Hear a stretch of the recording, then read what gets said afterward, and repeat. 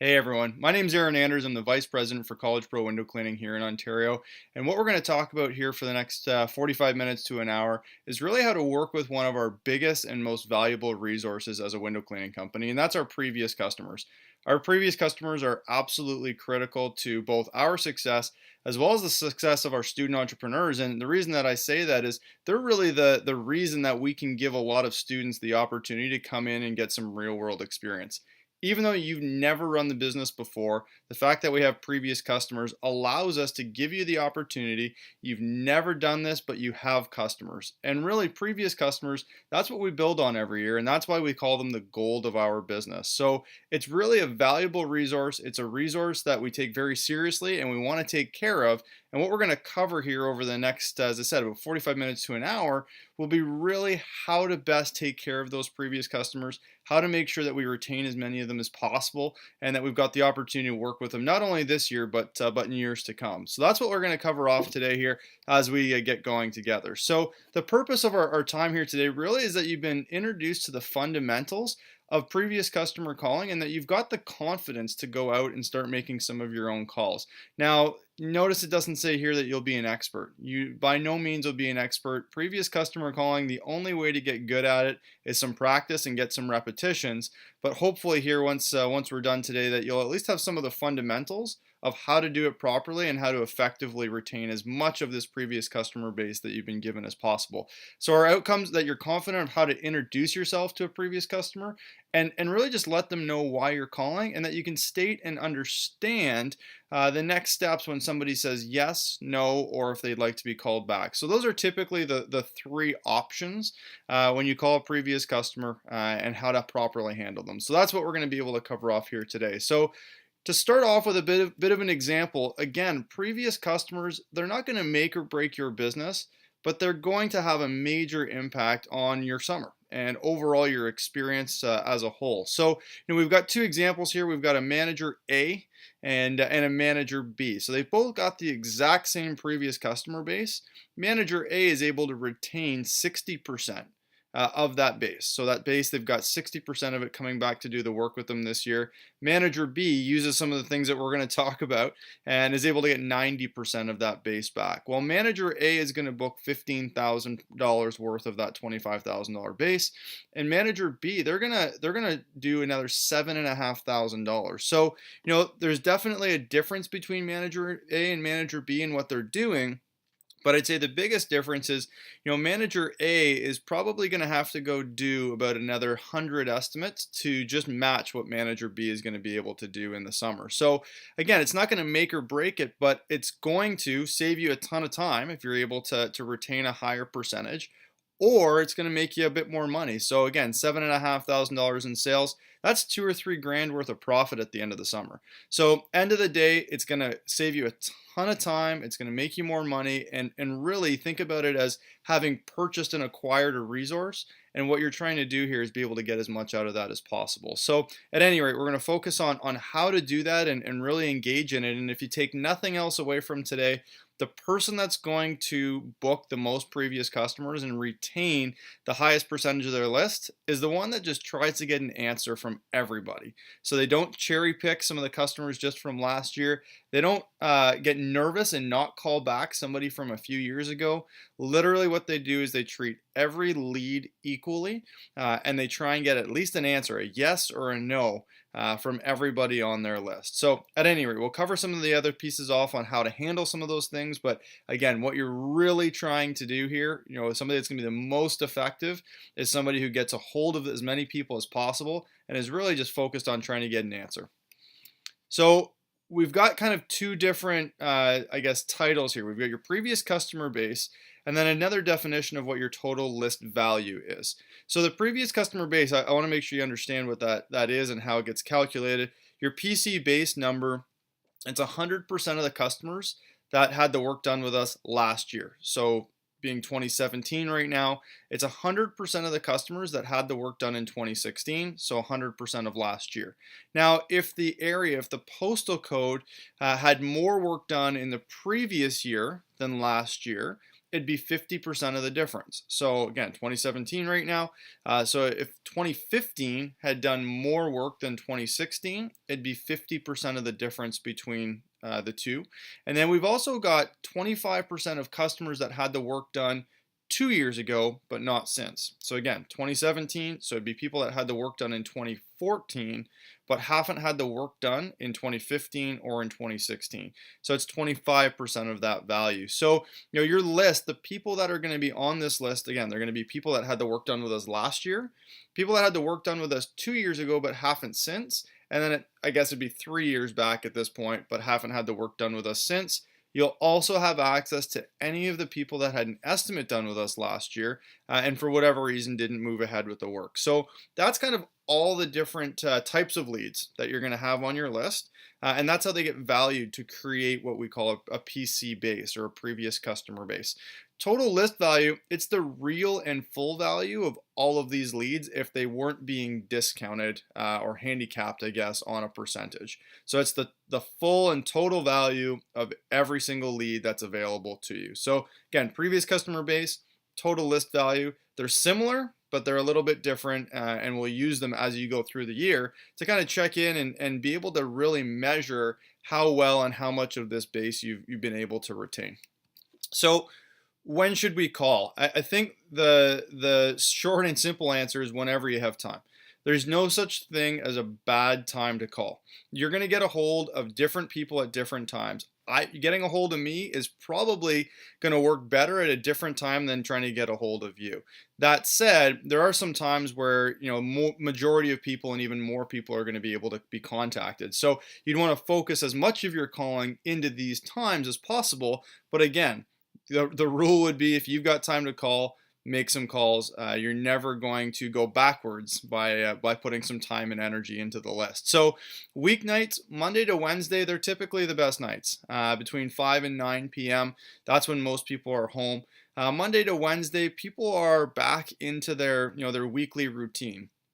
By Thursday, they're starting to maybe think about the weekend. Friday night, people are typically into their Friday night and social plans. So again, it doesn't mean that daytime hours are bad hours. It doesn't mean that Thursday or Friday are a bad day to be making calls. Absolutely not.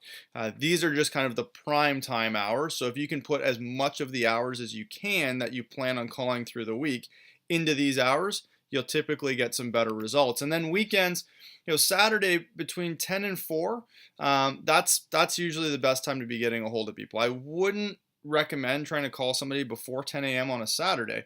It's just people aren't usually in the mindset yet of going about their day. And after 4 p.m., that's when people are, again, starting to head into their social plans. Sunday, I usually wouldn't start calling until after about noon. Again, noon Sunday morning. I know it's a sacred time for a lot of people, and a lot of people are spending time, getting their daily, or weekly chores out of the way, spending time with their kids. It's more, an afternoon type thing on Sunday, but the evening is essentially a work night. It's a work night. It's a school night. So calling right up until 9 p.m., you're not going to have an issue. If I had 1 hour to call, I'd be calling in that latest hour. So, the prime time, as I said, is that later in the day into the evening. I typically don't call after 9 p.m., but I have no problem calling right up until 9 p.m. Kids are in bed if they've got small kids. People kind of have that focus, that open brain space typically a little bit later in the night. There's less interruptions. People's emails, they're not usually on their email. They're not driving. They're not traveling. You're going to typically get a hold of people, in that last hour. So don't give up on it. If it's 8:30, use that last half an hour. You might book 2 or 3 jobs in that last half an hour, which could have a huge impact on the goal that you were trying to hit for the day. So again, these are the prime time hours. These are not the rules. These are just what we found that are the best calling hours. But overall, the best time to call, it's when you have the time. So tracking information, there's a lot of customers. You're going to be making a lot of phone calls. There's some information that you want to make sure that you're tracking. from every previous customer. So, make sure you track the information directly on the PC list. So everybody will be shared their previous customer list. Make sure that you're tracking all of these notes directly on the list. The last thing you would want to do is have to be having one file open here, another file open there, trying to figure things out. Make sure you track all your notes just directly right onto your previous customer list. You want to make as many notes as possible. Now, each list is going to have literally hundreds of people on it. As many notes as you can possibly take, it's going to help you out in remembering the customer, talking to them the next time that you do. Overall, you want to make as many notes as you possibly can. You want to make sure that your notes could be understood by someone else. That's the level of detail that I think of when I'm making notes on a previous customer list. I want to make those notes so detailed that if I showed them to somebody else, that they would be able to read them. Why? Well, a few reasons. In a week or two after you've now called a couple hundred people, when you're coming back, you're not going to have any recollection of the conversation. So, you a week from now, you're almost a different person. Think of it as a different person looking at the list. Every once in a while, too, your list may get swapped, right? You may decide to swap a list with another manager. It's something that's kind of a way to freshen things up. If you've got some notes on there, it gives them the opportunity to understand what's going on, right? And then overall, you might, once you get going into the season, you may have an employee actually start doing some calling for you, right? You never know. I've seen it many times before. And you want to make sure that, they've got as much information so that the customer's not feeling like anything they've talked to you about before is out of the loop. So, take the notes, as many as possible, but to the detail level that somebody else would understand what's going on with that customer.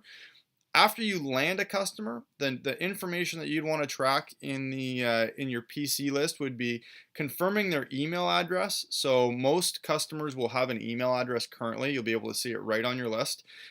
With that said, some don't. So if you don't have their email, you'd want to get their email. If you do have their email, you want to confirm it. You'll schedule it directly into CPower. So in the moment, schedule it right into CPower. You'll put it into the Google Calendar. So all the information is there. So their name, address, job type, price, time the job needs to be, is going to be completed. That's the information. We'll go through that again. You'll have another one where you can another session where we'll go through exactly how to schedule a job. But that's the information that you'll want to take, and then track the customer notes on a Google Calendar event. So any notes that were coming from this conversation that you think would be important to have, if there's an issue last year, if they've asked to make sure that the gates are closed so their kids or animals or whatever it is don't get out, anything that the customer has mentioned that's noteworthy, put it in the notes of that Google Calendar. Perfect. So scheduling strategy. So when you're scheduling a previous customer, you're not just tossing them into any random date. There are some strategies that you'd be using to most effectively schedule these customers, because typically you are scheduling them a few months out. At the very least, it'll be a few weeks out of when you're scheduling them from the current date. So you want to be pushing your previous customers back as far as you can in your schedule, but not into the second half of the year. So our previous customers, it's a very seasonal business. They want it done typically as early as possible in the spring. Now, we're not going to disregard a customer's request, but at the same time, if your customers can be pushed back, your previous customers, it's going to leave room for new customers. Because it's such a seasonal spring service, again, people expect this to be done relatively quickly. If they're a new customer, previous customers, they're usually more into a routine of whenever they've had it done in the past. So the reason you want to push these back is that you've got room for those new customers that you're doing estimates for in the spring. It's pretty frustrating, even myself as a homeowner, if somebody came to my door in May, did an estimate for me, I said, yeah, it sounds fantastic. I'd love to go ahead with the work, but you couldn't do it for, till June the 10th. Well, reality is, as a homeowner, I'm not going to wait that long. I'm not going to wait 5 weeks for this type of a service. I'm going to call somebody else. Right. So for you need, it's critical that you do have some time in your schedule and space in your schedule. Now, if you're not used to calling, or you're not used to building the schedule, having a half full schedule in May can make you a little bit nervous. But I guarantee you, having a half full schedule in May is going to allow you to actually run a bigger business overall, because you're going to have room for all of those new customers.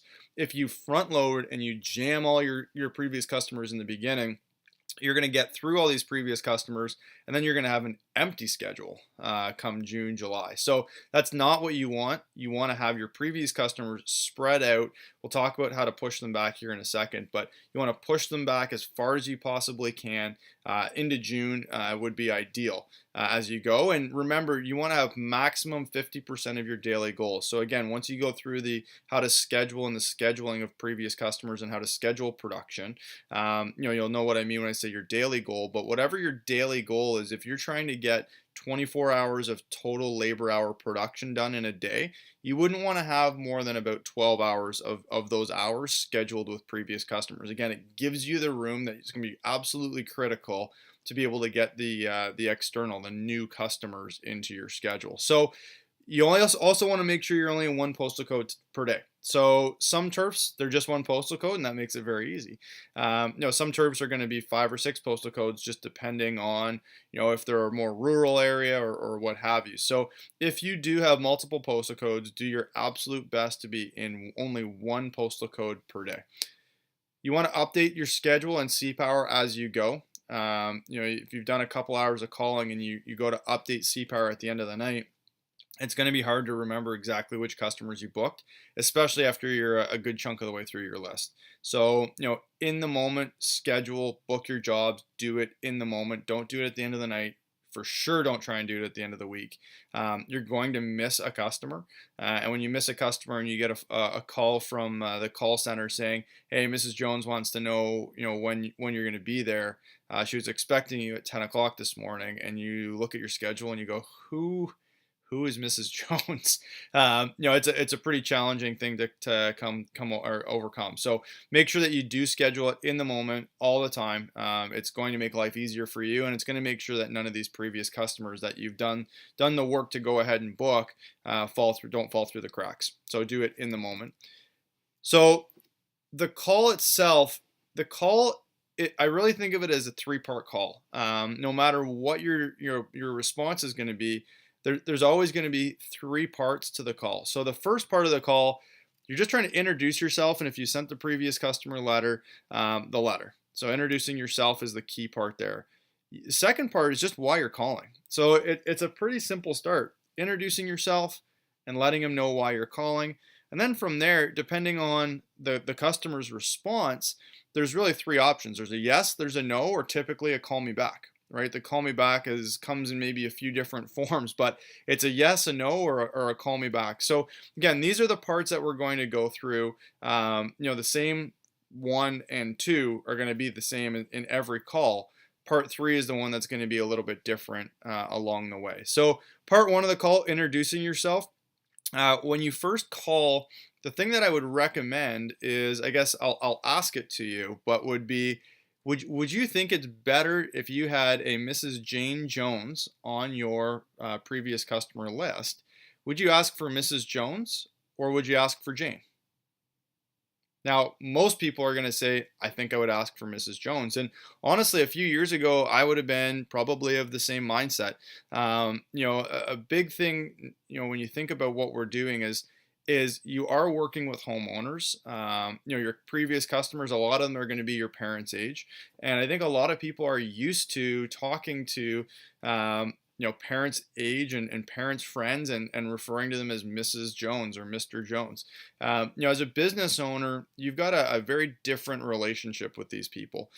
You're not necessarily peers, but you are on the same level. And it's important to have that respect and understand that you're providing a service for somebody. You are a business owner at this point, which means for you, you should be treating them like you're on the same level. So for me, that's one reason I would always ask for the first name. So if you've got the first name, I'd ask for Jane. The other reason is I think about myself. I'm starting to be part of our target market, and as a homeowner, if I get a phone call and somebody's asking for Mr. Anders, I'm like, who is this? They obviously have no idea who I am. So if someone phones me, I don't recognize the number, I pick it up, and somebody asks, hey, can I please speak with Mr. Anders? I'm going, the first thing that I'm thinking is, how do I get off the phone as fast as I possibly can? Right? My defense mechanisms go up right away. My defenses are, hey, this person doesn't know me. What are they trying to sell me? I'm not even listening anymore. I'm just trying to figure out how I'm going to get off the phone here as fast as possible. So, again, asking for the first name, it's going to have a very big impact on how the rest of the call goes, as well as just somebody being open and listening to you right from the beginning. So if someone calls me and says, "Hey, can you please speak with Aaron?" I'm still kind of like, "Who is this? I don't know." But at the same time, my defenses aren't up in the same way. So the way I would start off your call is, "Hey, may I please speak with Jane?" That's how I would start. So, "Hey, may I please speak with Jane?" From there, what I'm going to do is I'm going to pause, right? So I'm going to pause. I'm going to let the person on the other end speak. So one of the big things that I give people feedback on as they start, is it's a one-sided monologue conversation. They don't ever stop to let the other person speak. So to actually have a conversation with somebody, you need to give them the opportunity to speak. So, "Hey, may I please speak with Jane?" Stop talking. Their response, "Yeah, this is Jane." "Hi, Jane. It's Aaron. I'm the College Pro window cleaning manager for the area. We did the windows for you last year." So that's what I'm going to say. So I'm going to stop again. And if you notice the tone of my voice, it rises. It rises because it's non verbal communication. Essentially, it's having them understand that I'm asking them a question, I'm stopping, and from there it's their turn to respond. So that's really what I'm trying to do. So, "Hey, may I please speak with Jane?" Pause. Yeah, Jane speaking. "Hey, Jane, it's Aaron Anders. I'm the College Pro window cleaning manager for the area. We did the windows for you last year." And I stop. So again, the tone of my voice allows them to know it's their turn to speak. And then from there, me stopping talking is their cue. It's their turn to speak. Often what you're going to then hear is, because people are trying to remember, it's been almost a year ago now.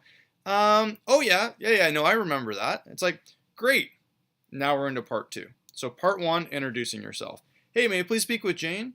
"Hey, Jane, it's Aaron Anders. I'm the College Pro window cleaning manager for the area. We did the windows for you last year." And I stop speaking. Yeah, I remember that." "Great. Well, the reason I'm calling is I know it's still a little early here with some snow on the ground, but for most of my previous customers, window cleaning is an annual service, and I wanted to see if you'd be interested in us doing the work for you again this coming spring when I'm in the neighborhood." And I stop talking again so that they know it's their turn to respond. So it's a very quick, very simple thing, but what I'm trying to do is let them know that, subconsciously or unsubconsciously, I guess consciously would be, this is something that people have done every single year. And if you're not doing it this year, you're missing out. So I'm going to be in the neighborhood doing work for the neighbors. Do you want it done then when I'm in the neighborhood again this spring? Not now, because it's way too early to have your windows cleaned now. But in the spring, when I'm in the neighborhood doing work for your neighbors, did you want to have the work done as well so that you don't miss out? Because it's normal to have your windows cleaned every single year.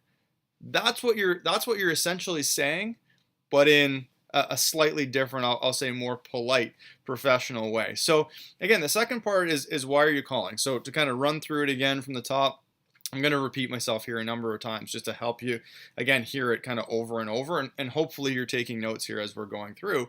I wouldn't want you to necessarily write out a script, but taking some notes for yourself so that you can go replicate some of these things. But introducing myself, "Hi, may I please speak with Jane?"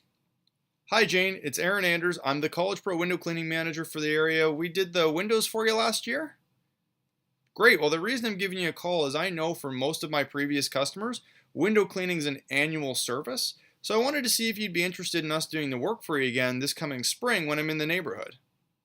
So again, it's critical that you're saying this coming spring, because if you're calling in February or March, sometimes people are just going to say, no, like it's way too early to have the work done now. So if you're not explicitly saying in the coming spring, you're going to potentially create an objection that doesn't need to be there. And again, it's that for most of my customers, window cleaning is an annual service.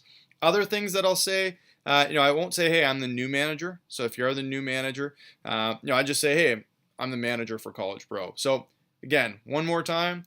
"Hi, may I please speak with Jane?" "Hi, Jane, it's Aaron Anders. I'm the College Pro window cleaning manager for the area. We did the windows for you last year." "Great. Well, the reason I'm giving you a call is I know it's still real early with some of the snow on the ground, but for most of my customers, I know window cleaning is an annual service. So I wanted to see if you'd be interested in us doing the work for you again this coming spring when I'm in the neighborhood. And I stop. From there, there's really only a couple options. There's going to be a yes, a no, or hey, call me back. And we're going to now look at how we handle all of those. So how to handle the yes. The yes is probably the easiest, and you're going to have a lot of people that just say yes. They're going to look at it and they're going to go, yep, absolutely. They've had the work done by us for the last who knows how many years. They understand they get a call in February or March. They've almost been trained properly. So you'll get a yes. It's a very simple yes. And from there, you'll just schedule them in. So again, part one, exact same. Hey, may I please speak with Jane? Yeah, Jane speaking. Hi, Jane. It's Aaron Anders. I'm the College Pro window cleaning manager for the area. We did the windows for you last year. Pause. Why am I calling? They're like, oh yeah, I remember that. Great. Well, the reason I was giving you a call is I know it's still real early here with some snow on the ground, but the reason I'm giving you a call is I know that for most of my customers, window cleaning is an annual service. So I wanted to give you a quick call and see if you'd be interested in us doing the work for you again this coming spring when we're in the neighborhood. Pause. Answer is yes. They go, yeah, absolutely. That'd be great. We'd love to have you back. Your goal here is to schedule the job in. So the things that I'm using, some of the words that I'm using are thank you, appreciate. We do really appreciate them doing the job with us again and giving us that opportunity. So for me, again, I'm like, well, thank you very much. I really appreciate it. I'm looking forward to coming and doing the job for you there this spring.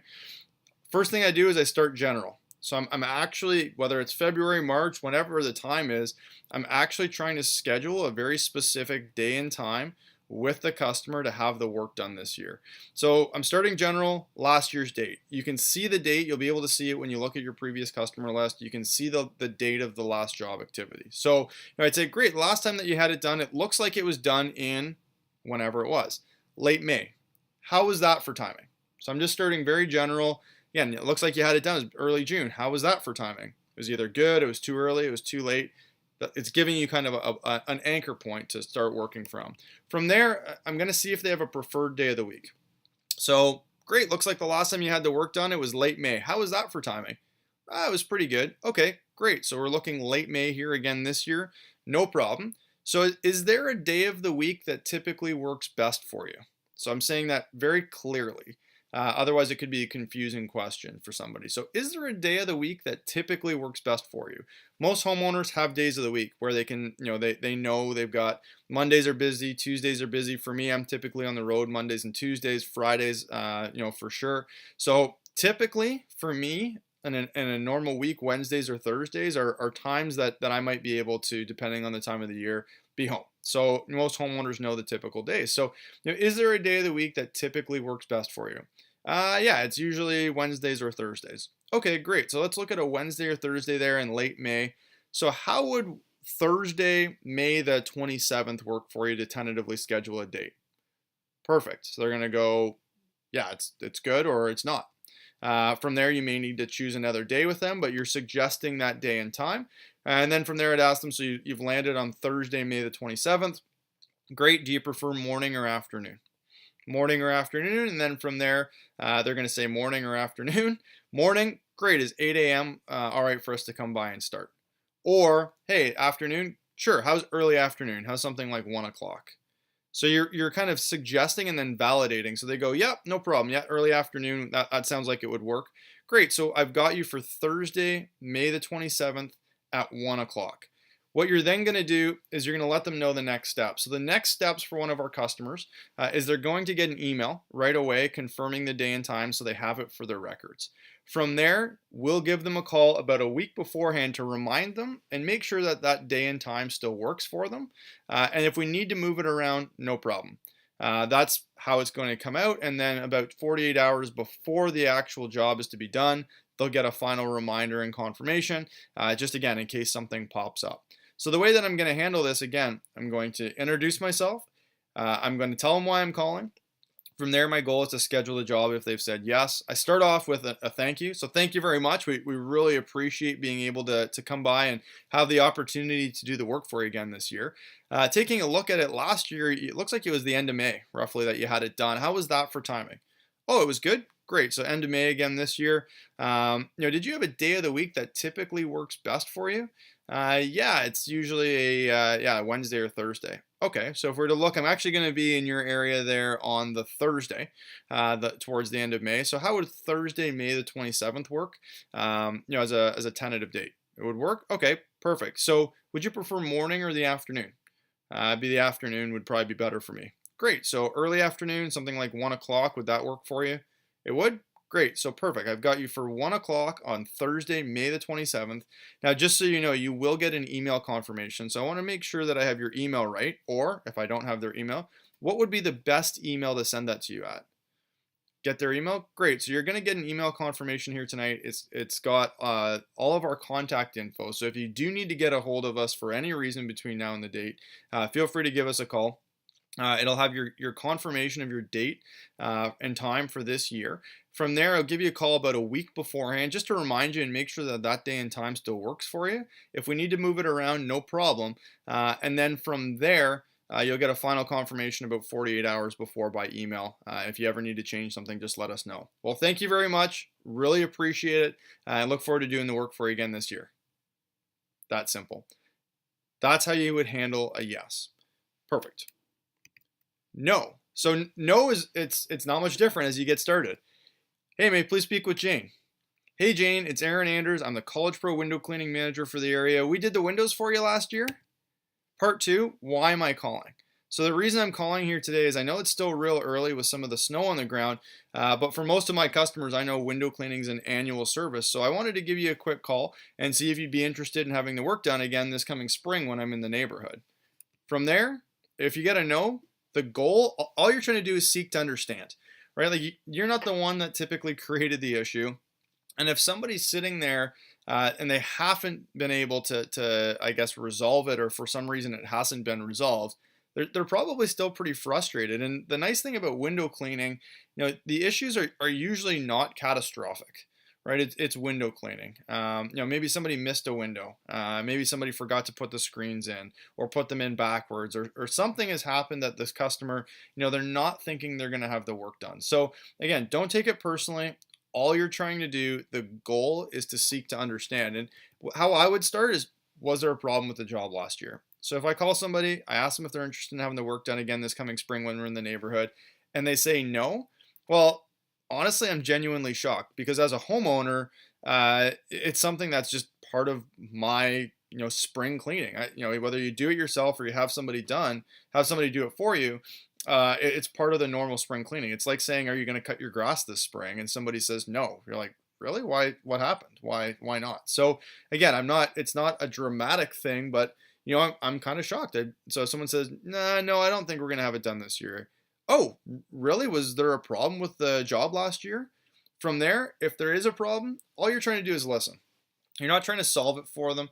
All you're trying to do, initially is listen and let them vent. Sometimes that's all they really want to do. They've had this bottled up for what's probably a year at this point. They just want to vent. So let them listen. From there, you'd want to validate it. And once you've listened and you've validated, you can give them your personal guarantee. So validation to me means I'm basically repeating what they've said so that they know I heard them properly. Oh, really? It sounds like they missed a window last year, and some of the screens went in backwards, and you actually had to go and get a ladder from your neighbor and put it up just to be able to clean that last window and then go put some screens in. Yeah, that's what happened. Wow. Well, yeah, that's definitely, I can see how that wouldn't be the service that you were probably initially expecting. So again, they've been heard. From there, you're going to give them their personal guarantee. So, again, the reason that often people don't call in and complain, as a homeowner, if I got to go put some screens in, or, my furniture didn't get put back, or whatever it is, for me to take the energy to make the phone call, make another appointment, make sure I'm home again, it's not worth it. I'd rather take the 15 or 20 minutes, wrestle with the screens, move my furniture back around. It's actually not worth it for me to make a complaint. At the same time, it doesn't mean that I'm not unhappy. So again, these issues they're typically not catastrophic, but sometimes they go undetected because homeowners just deal with it themselves. So what I would do is I'd give them the personal guarantee. you almost want to think that you're throwing the script out the window at this point, and you are, and for you, it's going to be about giving you the opportunity. Will they give you the opportunity this year? So for me, how it would sound something like, well, you know what, I really I can't speak for last year. Obviously, I'm sorry that you didn't have the service level that you were expecting. But all I can tell you is that I really do take my business seriously. I do take what we do very, very seriously, and I take a lot of pride in what we do. So I can guarantee you that if you give me the opportunity, that you won't have that same experience, and I won't actually collect a cent until you're 100% happy. So I understand that you didn't have a great service experience with us last year. It's I wish I could do something directly about that this year. But what I can do about it is give you my personal guarantee that this will be one of the best service experiences you've ever had, if you give me the opportunity. So would you be open to giving me the opportunity to potentially do the service for you this year? It doesn't need to be scripted, but all you're trying to do is go, hey, I heard what you said. I can understand why that might not make you, why you were unhappy with that. I would have been unhappy with that too. With that said, I am the new manager for the area. All I can do is make the guarantee, and I'm not going to collect a cent until you're 100% happy. So, would you give me the opportunity to do the work for you this year? So, at any rate, that's all you're trying to do. You're trying to listen. You're kind of taking a shot at it with a personal guarantee. Don't get discouraged if you get some no's. You will, I guarantee you will get some no's.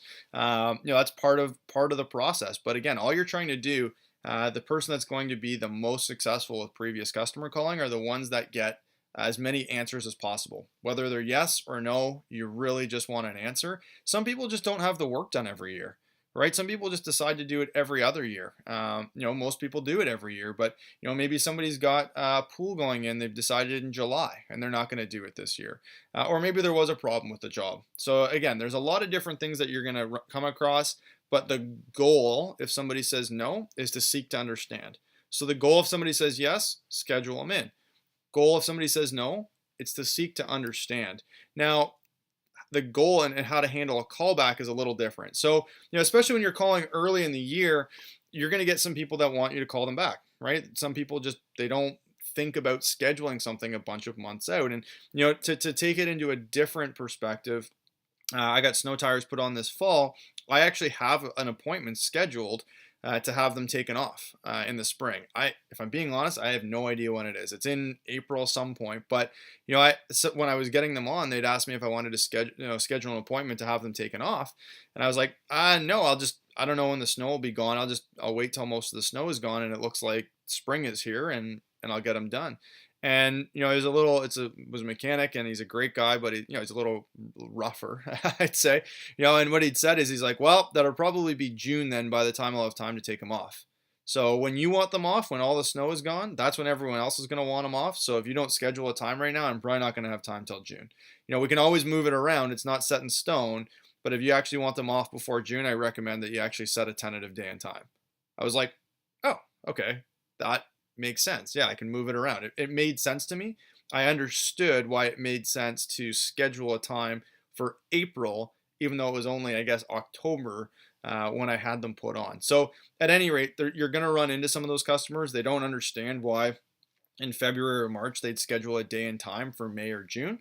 But at any rate, that's what you're trying to do, is almost educate them and understand. So again, believe it or not, first part is the exact same. So is the second part. Hi, may I please speak with Jane? Hey Jane, it's Aaron Anders. I'm the College Pro window cleaning manager for the area. We did the windows for you last year. Great. Well, the reason I'm giving you a call is I know it's still pretty early with all the snow on the ground, but for most of my customers, I know window cleaning is something they have done every year. So I wanted to see if you'd be interested in us doing the work for you again this coming spring when we're in the neighborhood. So at any rate, that's what I'm doing there with part 2. Part 3, the key question, you're trying to figure out why they want you to call them back. They're like, can you call me back in the spring? Your goal here is to understand why. So why do they want you to call them back? Because you actually don't know. I don't know if they want me to call them back because they don't know if they want the service this year, or I don't know if they want me to call them back because they think it's too early or they don't understand when to schedule it for. So that's what I'm trying to do. It's the key question. So for me, somebody goes, yeah, can you call me back in the spring? The first thing I'm going to do is get on the same side as the customer. I don't want this to be me versus them, where I'm trying to force them into doing something that they've just said they don't really want to do. The way I do that is I get on the same side as them. The way that I get on the same side of as a customer, I just agree with them. Sure, no problem. I can definitely give you a call back in the spring. So, hey, can you call me back closer to the spring? Yeah, sure, Mrs. Jones, no problem. I can definitely call you back closer to the spring. Did you want me to call you back closer to the spring to see if you want the work done at all this year?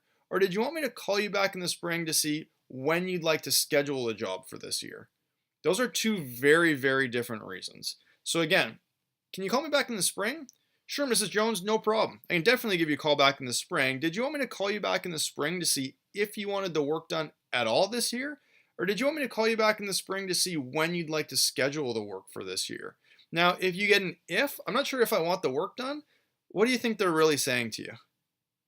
Well, what they're really saying is no, right? They're going, yeah, no, I don't know if I want it done this year. I'd treat that, if you get an if, exactly like if it was a no. Oh, really? Did there happen to be a problem with the job last year? Listen, seek to understand. So if they say if, that's really a no.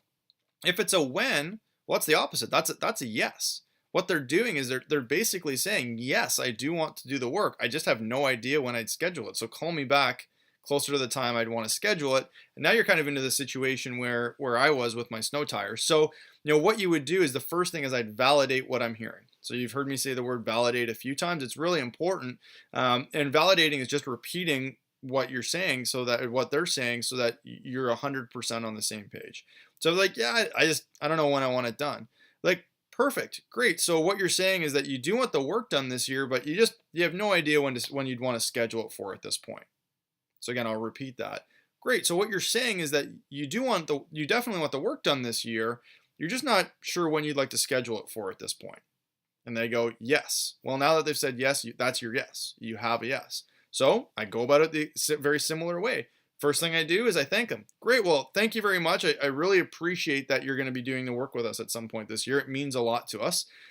Then what I'm going to do is I'm going to try and help them understand why they want to schedule it with me now. And I'm going to normalize it by using other people. So what I usually would say is something to the effect of, great, well, just so you know, it's pretty normal for a number of my customers to not know their exact schedule here a couple months out. So what I've done with a bunch of my other customers in the area that are in the exact same situation is pick a very tentative day and time for roughly when you're thinking of having it done, because that's probably going to be one of our busiest seasons. And then if we need to move the date around in the future, no problem. But at least then you've got a spot reserved for what will probably be our busiest time of the year. I'll give you a call back closer to the date. And if we need to, again, reschedule it, no problem. But it'll guarantee you a spot for the time of year when you're thinking that you'd like to have it done. Would that work for you too? So there's a few things in there. So again, the end part, would that work for you too? Makes it very inclusive. It normalizes it. It makes that customer feel like this is a normal thing. Other people have done it. It is a normal thing. Lots of people will do it. But it makes them understand that that's what's happening, right? That it is normalized. And that one little word too, would that work for you versus would that work for you too? Or it's got a very different feeling, a very different tone. So I'm going to end that with would that work for you too? And then from there, again, at the beginning, it's important. That type of thing that I would be saying is, great. So for a lot of my customers, they're in the exact same situation where they don't know exactly what their schedule is going to look like. What I've done for them, and again, it makes it very normalized. It doesn't feel weird. They kind of understand, right? You told them it's going to be the busiest time of the year. So again, the way I would say it, it's going to sound a little bit different every time, but I'd validate first. Someone's go, can you call me back in the spring? Sure, no problem. I can definitely call you back in the spring. But did you want me to call you back closer to the spring to see if you wanted the work done at all this year? Or did you want me to call you back in the spring to see when you'd like to schedule the work for this year? I have no idea what my schedule is going to look like. Can you just call me back in the spring? Sure, no problem. So it sounds like what you're saying is that you definitely do want to have the windows done this year, but you're just not sure when to schedule it for at this point. Yeah, exactly. Great. Well, first of all, thank you so much. I really appreciate doing the work for you here at some point this year. It's going to mean a lot to me and my team. Just so you know, a lot of my customers, some of them have been in the exact same situation as you are, where they don't know their exact schedule a few months out. So what I've done with them is actually set a very tentative day and time for roughly when you're thinking of having it done, because usually when you'd be thinking of having it done, so are a lot of other people, and it's the busiest time of our year. So what I would do is we could set a very tentative day and time for roughly when you're thinking. That way you've got a spot reserved in the schedule for that time of the year. I'd give you a call back, a little bit closer to the date, just to, make sure that it still works. And if we needed to move it around, no problem at all. But then at least you've got a spot for what'll be one of our busiest times of the year. And then we can change it if we need. Would that work for you too? And then from there, who knows? They might go, I don't know. Just call me back. No problem. When would you like me to give you a call back? And I'd pick a specific day and time. It's going to go in the notes. Or they may go, yeah, I mean, I guess so. Okay, cool. So real quick, looks like you had it done at this straight into the same scheduling. Looks like you had it done at roughly this time.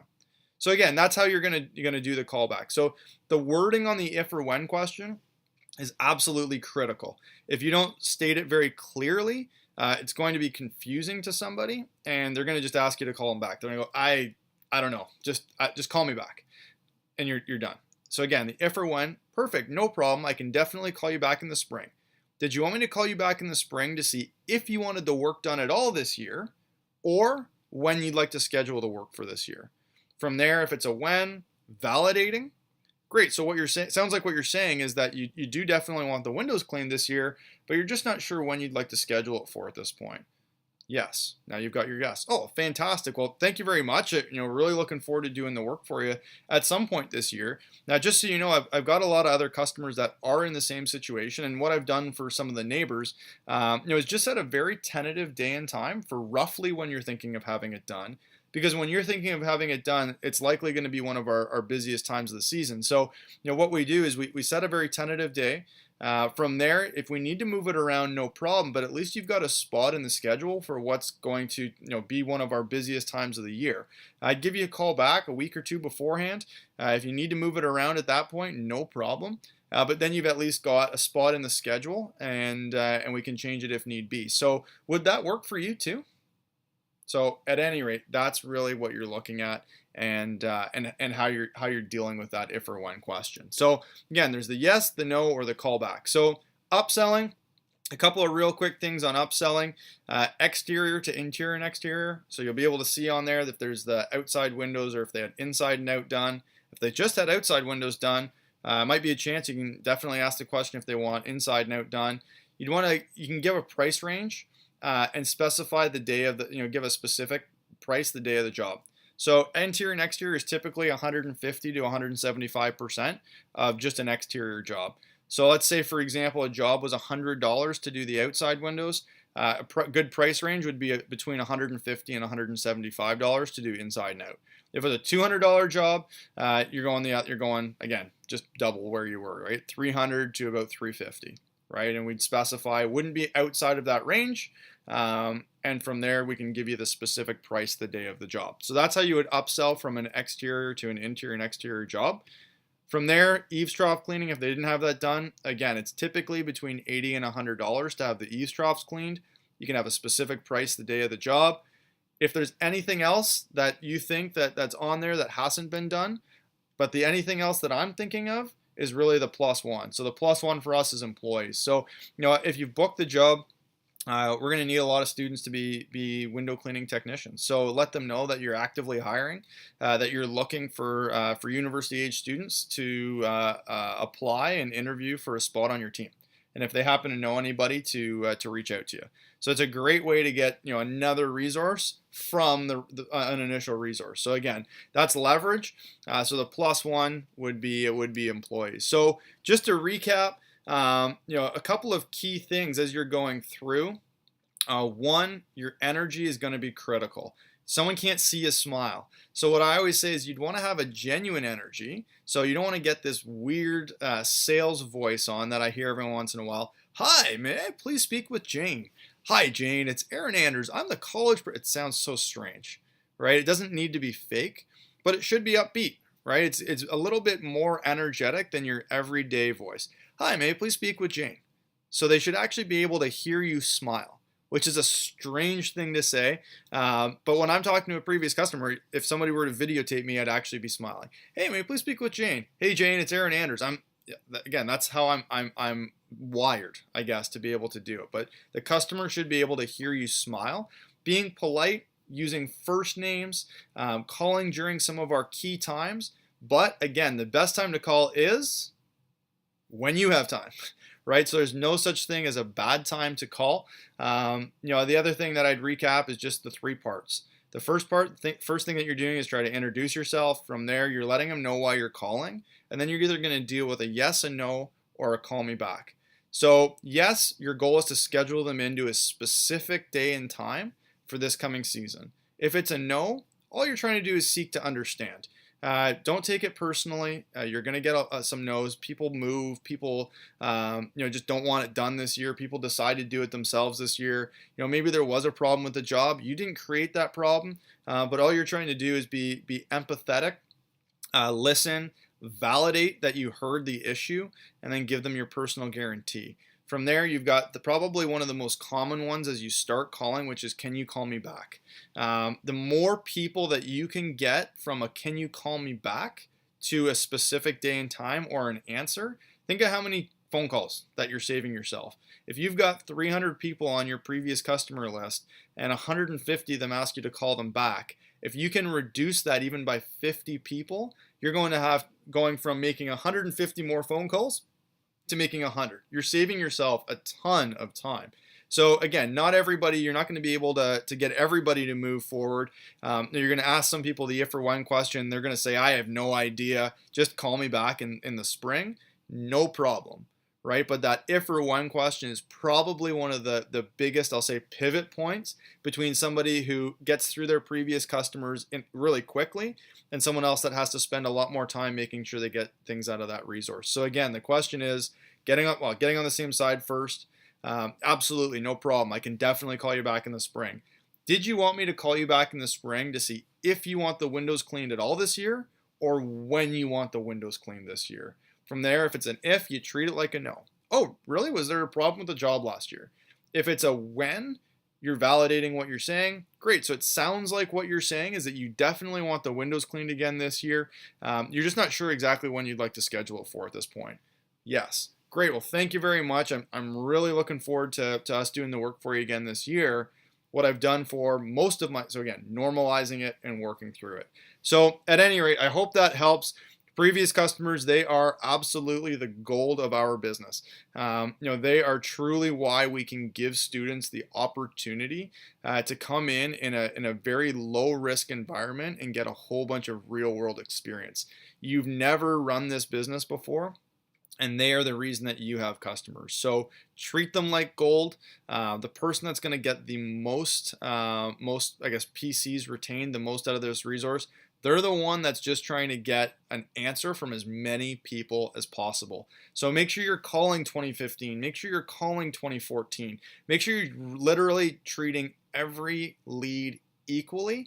By the end of it, you're going to have a great previous customer retention. So thanks so much. I really appreciate you guys being here. If you have any questions whatsoever, feel free to reach out to me directly. My email is probably the easiest. It's aanders@collegepro.com. So that's ANDERS@collegepro.com. If you guys need anything whatsoever, talk to your coach, talk to me. We'll support you as you go through some of your previous customer calling.